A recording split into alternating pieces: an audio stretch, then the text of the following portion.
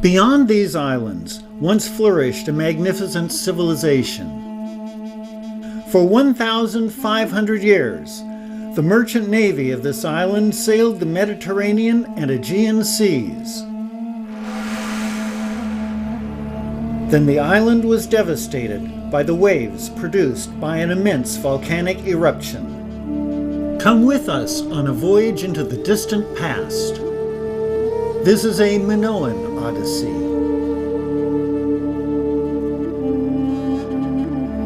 There are those who believe this civilization is the basis of the legend of lost Atlantis. Is this the island paradise recorded in the dialogues of Plato? Are these the remnants of the streets and buildings described by his teacher Socrates? Veiled in mystery, for 3,500 years, these cities waited to be rediscovered. These hills still contain secrets buried in the deep past. From the city of Athens, we will depart on a voyage to the island of Crete. From the present to the past, we will travel to the edge of history.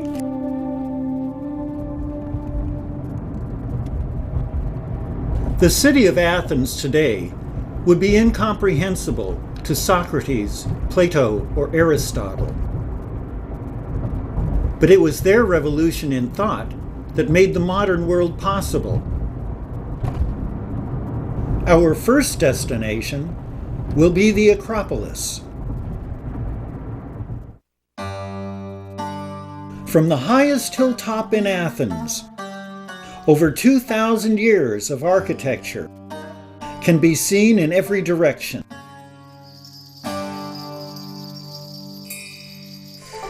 Our first departure from the present into the past will take us to the founding of Athens. In ancient times, when Athens was first founded, the gods competed to have the city named after them. They needed a patron god or goddess for the city, since every city and island was protected by a patron deity.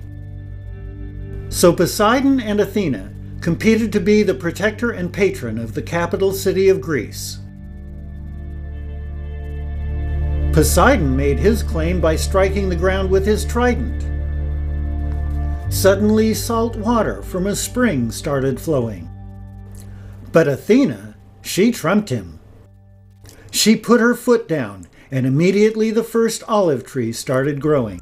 And since that time, the olive has been Athena's tree, and the olive branch has been her symbol of wisdom. In the 13th century BC, the local landowners overthrew the established monarchs and formed an elite they called the aristoi. This means the excellent ones. It's the source of the word aristocrat, and if you ever address an aristocrat, you're supposed to call him your excellency. This system continued until 507 BC, when the Greeks themselves overthrew the aristoi and established democracy. It was at this point they started building the Acropolis. This was the temple to Athena. It was also the treasury. It was also the place where much government business was done. This is the temple of Hephaestus, the god of the forge. It is the best preserved temple of the ancient world.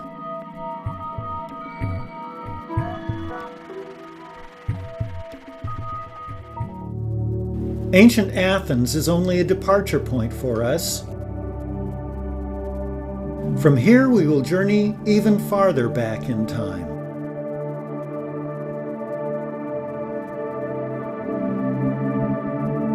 We will visit the Church of the Metamorphosis, a tiny Greek Orthodox chapel built under the slope of the Acropolis. The simple Christian icons of today contrast greatly with the grandeur lavished on Zeus, Athena, Poseidon. Our next stop is the Greek island of Santorini. We arrive at the town of Pheera, a little Greek village.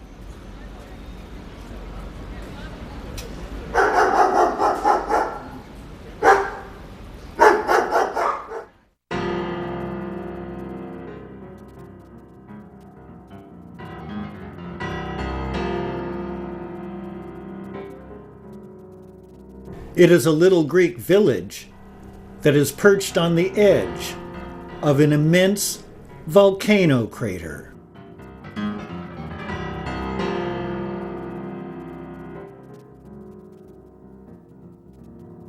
A path along the rooftops offers an impressive view.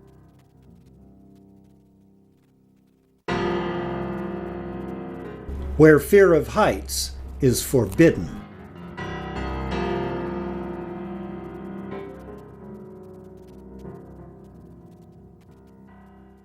In the center of this caldera, we have a pressure dome that's forming out in the middle. This is actually the rebuilding of the original volcano. There are two types of volcanoes in this world, shield volcanoes and stratovolcanoes. You can clearly see why they call this a stratovolcano, because each layer represents a period in this mountain's history frozen in stone, and now, sliced away by the last major eruption 3,500 years ago, the rock strata is exposed and the history of the volcano is revealed. A shield volcano is known for frequent lava eruptions which build up a giant shield of basalt. Stratovolcanoes are known for violent eruptions that are less frequent but much more powerful. The jagged rocks are reminders that this was once part of a much larger mountain. The explosion of the volcano did not devastate the island of Crete, many miles to the south. When the eruption subsided, the crater was flooded with the sea, and the lava in the great caldera made the water explode into steam.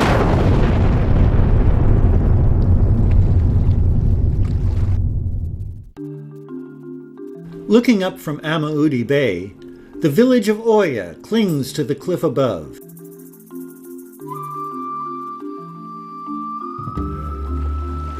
The path along the waterfront leads past a fishing village that has been unchanged for centuries.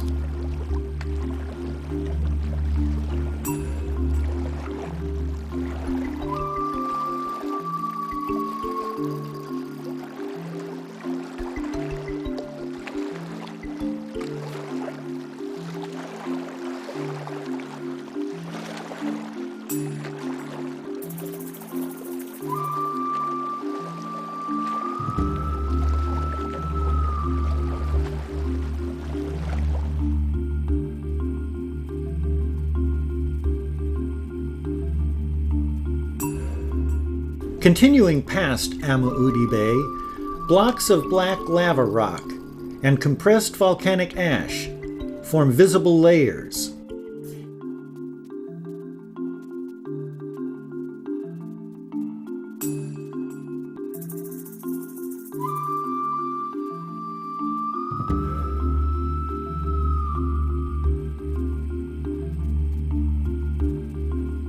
The cliffs also show a history of vertical habitation.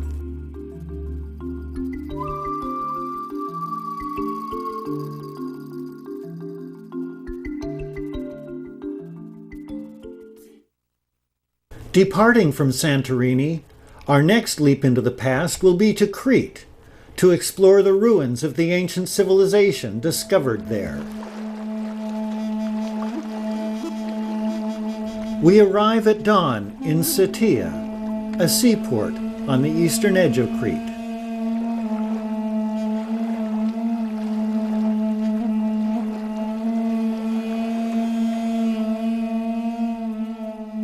What mysteries are buried in these mountains? What secrets remain undiscovered beneath these waves?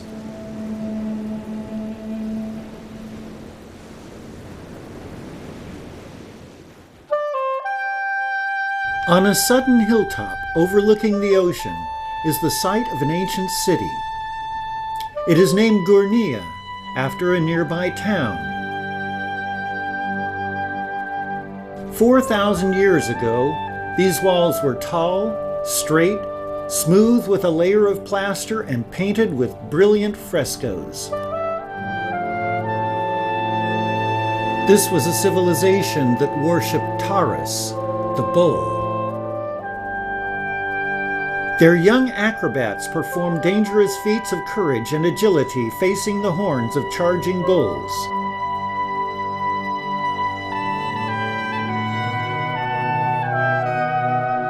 These avenues and corridors are reminiscent of the maze of the Minotaur. But in the ancient world, these were corridors of commerce.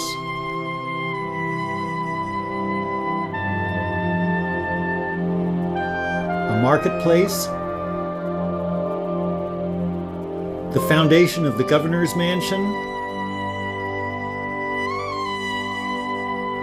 administration buildings, even houses in the suburbs.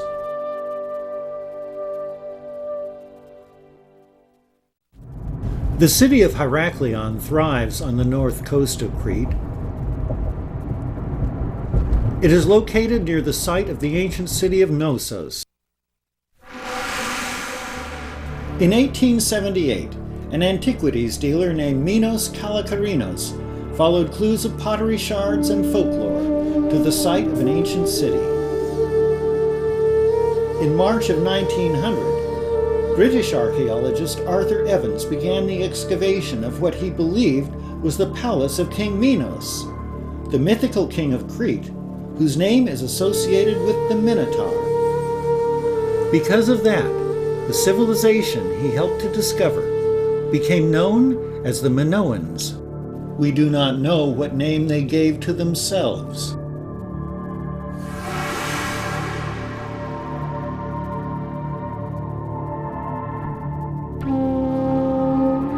To the Egyptians, they were the Keftu, or Keftiu, and to the Hebrew, they were the Kaftarim. Theirs was a society unlike their contemporaries, the Babylonians and Egyptians. They celebrated the dangerous sport of bull leaping. Young acrobats of both sexes took the horns of charging bulls and performed somersaults and cartwheels on the backs of the bulls.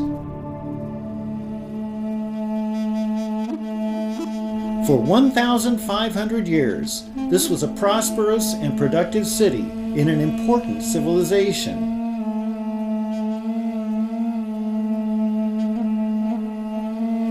An elaborate system of drains and culverts provided plumbing and sanitation.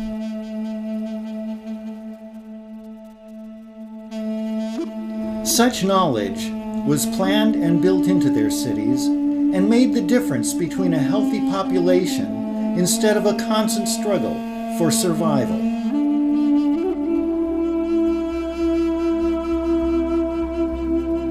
Their painted murals depict ordinary people performing their daily tasks. Absent are the tributes to kings and emperors so frequently depicted in the art of the ancient world. This was an advanced civilization that began 5,000 years ago. Returning to the city, a visit to the museum opens another window into the past.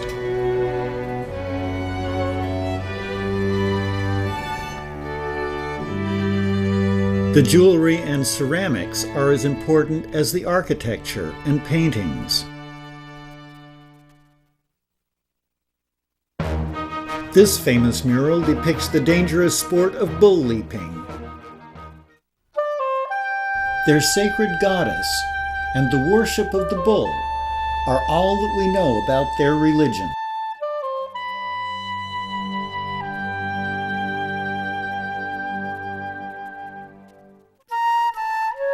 We know from their paintings they had a deep love of nature. There is every indication to believe they were a prosperous and happy people. Their merchant kings had access to the wealth of the ancient world, and it was the sea that made this possible. Ceremonial swords and daggers indicate they may have engaged in ritual warfare. Some of the art reveals an Egyptian influence. Compare the Minoan art with the Greek sculpture that came much later. The artificial light casts a yellow glow throughout the museum.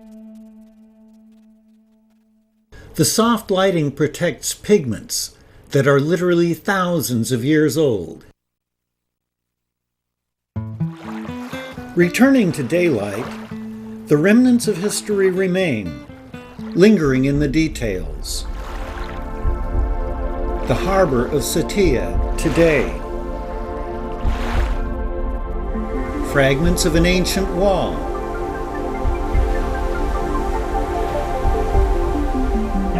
The ocean was a highway of the ancient world. Modern highways lead inland.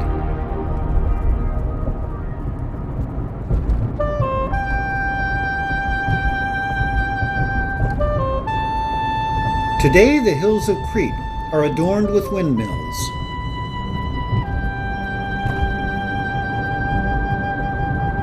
Moving air becomes electrical power. Here is a representative of the goat-footed god Pan. This is the same sea that carried King Odysseus on his epic voyage. Our voyage continues to the island of Naxos.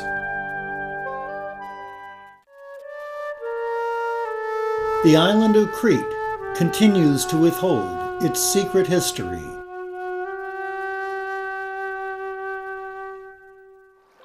By morning, we are on the Greek island of Naxos.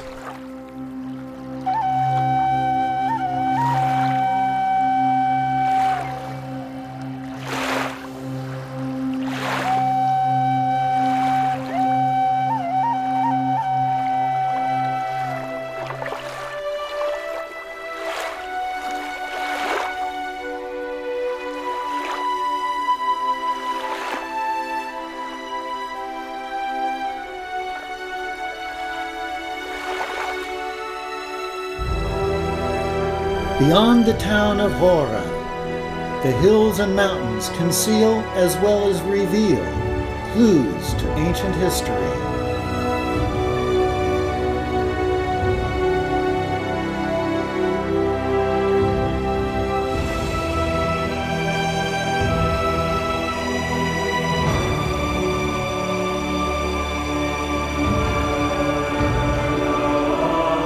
Worship of biblical prophets and saints have replaced the festivals of Dionysus and the pageants of Athena.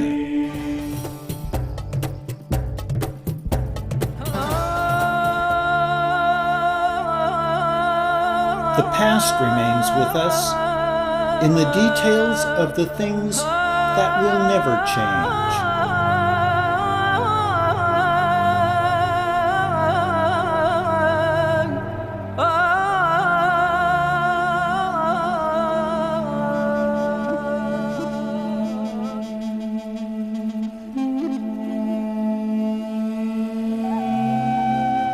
On the north coast of the island is an ancient abandoned quarry.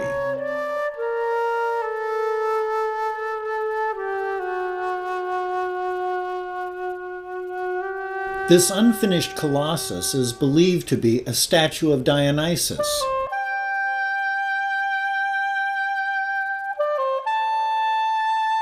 The quarry was abandoned about the time of Christ.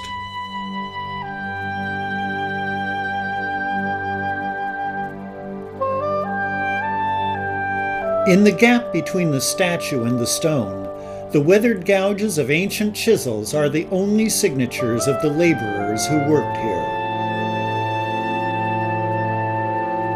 I am reminded of Socrates, who was also a stone worker.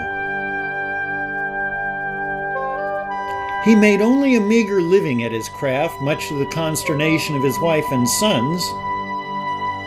He spent most of his time cross-examining and interrogating the scholars and statesmen of Athens, and found them to be lacking in wisdom.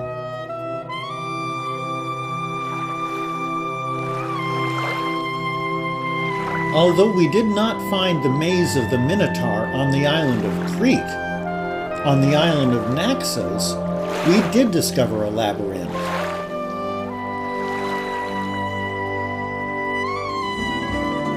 Upon returning to town, we are suddenly lost in a world of corridors and avenues. Intricate passageways lead to sudden surprises. There are underground shops, an outdoor marketplace, and a hidden little sidewalk cafe.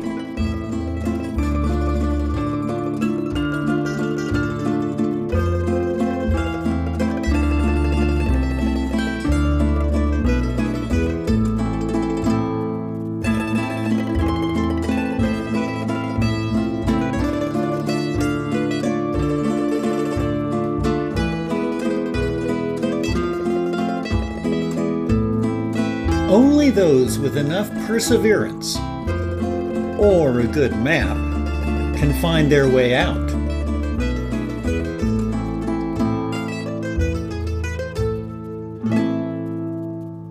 Understanding the accomplishments of the ancient builders and designers and interpreting their achievements in modern terms can be difficult, if not impossible.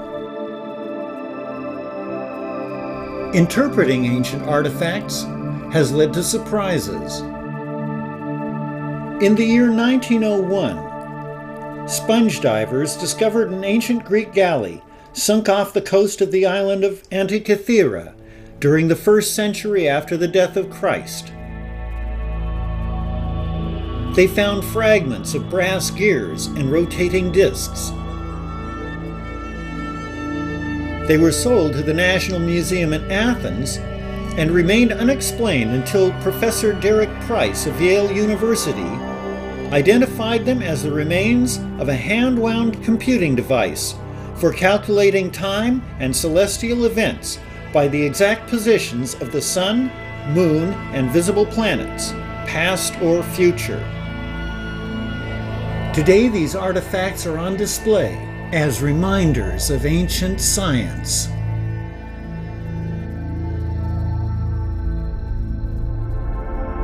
This is a reconstruction of the device as it might have looked 2,000 years ago.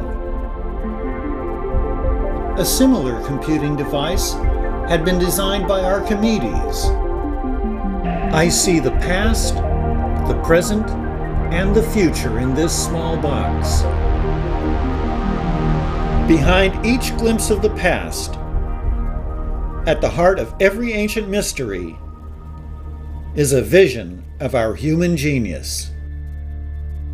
We have completed a circle, from Athens to Crete, back to Athens again, from the present to the distant past, and now we return. 5,000 years of civilization has flourished in these islands. Much more awaits discovery.